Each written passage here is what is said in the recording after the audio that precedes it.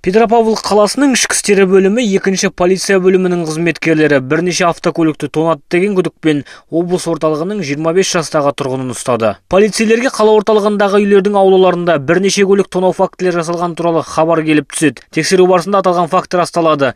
2-ші полиция бөлімі жедел тергеу тобының қызметкерлері жол-патрульдік полициясы батальонымен бірлесіп жұмысшы кентінің тұрғынын ұстады.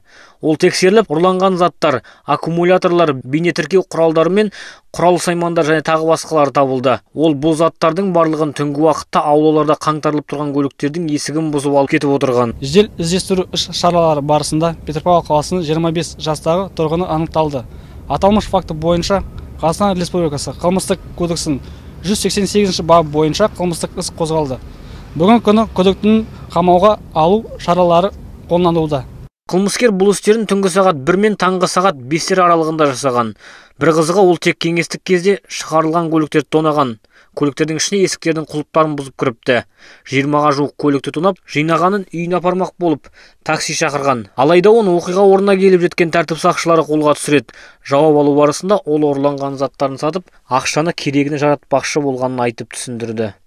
Автокөліктеріңізді ұзақ уақытқа көлік жайдан күзетілетін көлік тұрақтарынан тыс үйлердің аулаларында қалдырмаған абзал. Темір тұлпарларыңызды аулаға қоятын болсаңыздар, оны дүкендердің, ұйымдардың бейнебақылау камералары түсіріп алатындай етіп орналастырған жөн. Ал көлігіңіз тоналған жағдайда бірден 102 нөмір арқылы полицияға хабарлауға болады.